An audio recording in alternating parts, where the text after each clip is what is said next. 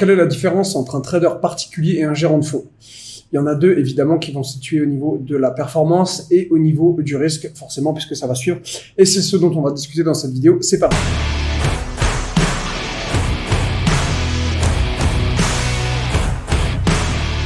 Allez, petite intro. J'étais market maker en crypto à Chypre dans un desk pour un broker local là où j'habite. Et du coup, je partage sur cette chaîne ce que je sais de la finance. Donc les gars, s'il vous plaît, likez la vidéo et évidemment, abonnez-vous. Allez, rapidement, vidéo que je vais essayer de faire courte. Vous voyez mon écran. Quelle est la différence entre un gérant de fonds et un trader particulier? Ce qu'il faut bien comprendre, c'est que un gérant de fonds va chercher une petite performance, là où un trader particulier va chercher une performance plus importante. Pourquoi? Tout simplement parce que un gérant de fonds, il va trader avec des millions, alors qu'un trader particulier, il va trader avec des sommes qui sont beaucoup plus petites. C'est-à-dire que, effectivement, je l'ai pas mis, mais je vais vous le mettre là. On va mettre ici, je sais pas, on peut mettre, par exemple, je dis n'importe quoi, 100 millions. Ça peut être plus, ça peut être moins, mais c'est juste, voilà. Un gérant de fonds va trader avec un certain capital. D'accord? Un capital qui va être quand même assez costaud. Alors qu'à l'inverse, un particulier, lui, il va trader généralement avec des sommes beaucoup plus faibles. C'est-à-dire, on va mettre, allez, on va pas lui mettre un tout petit capital non plus. On va mettre, je sais pas, soyons fous, on va mettre un capital qui est pas dégueu non plus pour un retail. On va mettre 300 000 $, d'accord? Ok. Parce que pour un retail, c'est pas non plus rien. Ok. Donc un gérant de fonds, lui, il a des millions, voire des dizaines ou des centaines de millions, alors qu'un retail, lui, il va trader à quelques centaines de milliers, de temps en temps des millions, mais c'est un peu plus rare. Et donc, en gros, quel est le principe? Le principe, c'est simple.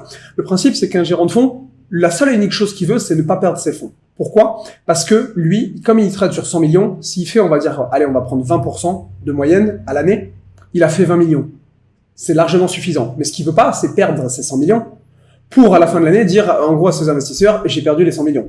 Donc lui, ce qu'il va chercher, c'est peu de risques. Effectivement, le retour sur investissement sera évidemment plus faible. Parce que son but n'est pas de gagner beaucoup d'argent. C'est complètement fou. Un gérant de fonds ne veut pas gagner beaucoup d'argent. Un gérant de fonds veut en gagner un petit peu, mais en prenant moins de risques parce qu'il veut surtout pas perdre les fonds de ses clients. Ça, c'est quelque chose qu'il a gardé en tête.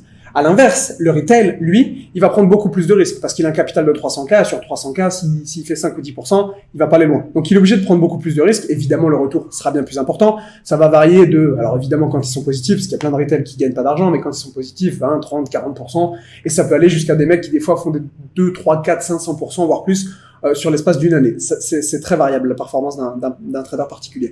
Mais lui, il va prendre beaucoup de risques parce qu'il se dit quoi? Il se dit 300 000, je suis obligé d'appuyer sur le champignon si je veux faire de la perf. Et dans le pire du cas, il y a des mecs qui se disent si je perds mes 300 000, c'est pas grave. Au pire, je vais me mettre une deuxième recharge de 300 000. Ce qu'évidemment, le gérant de fonds, lui, peut pas. Le gérant de fonds, s'il perd ses 100 millions, il est mort. Donc, il veut surtout pas perdre une partie de ce capital. Le retail est beaucoup plus souple par rapport à la perte parce que, effectivement, il doit faire de la performance. La plus grosse peur du fund manager, c'est en gros de perdre les fonds. La plus grosse peur du retail, c'est tout simplement de ne pas performer. Alors évidemment, il y a certains gars qui vont vous dire qu'il y en a qui préfèrent faire une année blanche que de pas que de prendre trop de risques. De ce que j'ai vu, généralement, les retails qui sont bons, c'est des mecs qui prennent du risque. Parce que sinon, vous pouvez pas faire de performance.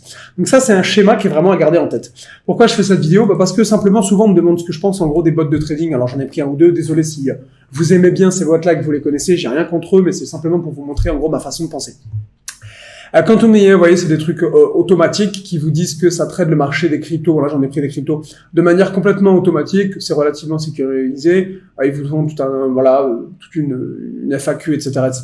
Et évidemment, en dessous, vous avez un gros disclaimer en disant que warning, c'est super spéculatif, vous voyez, highly spéculative, etc., etc.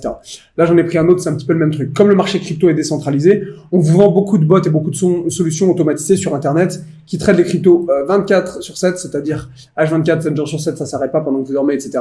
De façon à faire de la performance quand en gros vous n'êtes pas derrière les graphiques et vous pouvez pas y être tout le temps parce qu'encore une fois le marché cote en continu. Vous voyez là en l'occurrence ils font aussi du market making, ils font des arbitrages, ils font pas que de l'automatique, ils font différentes stratégies.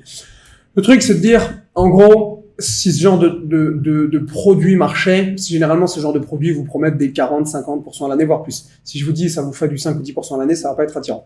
Vous doutez bien que si jamais ça faisait du 30, du 40, du 50% à l'année en étant sécurisé, d'accord? Les fund managers achèteraient toutes ces solutions qu'on vous vend à 30 ou à 50 balles par mois et yallah. Évidemment, c'est pas le cas parce que ça ne marche pas. La plupart des bots de trading ne marchent pas. Ou s'ils marchent, ils vont faire de la performance pendant des mois et un jour, boum, ils vont complètement blow up le capital, ils vont tout détruire.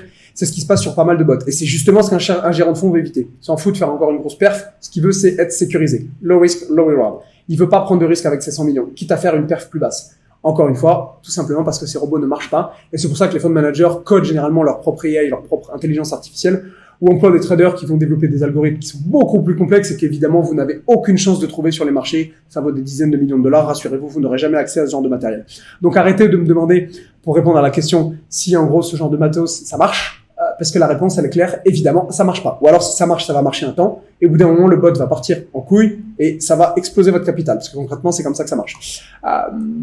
Voilà pour la réponse que je fais, d'une manière un petit peu générale, par rapport aux bots de trading.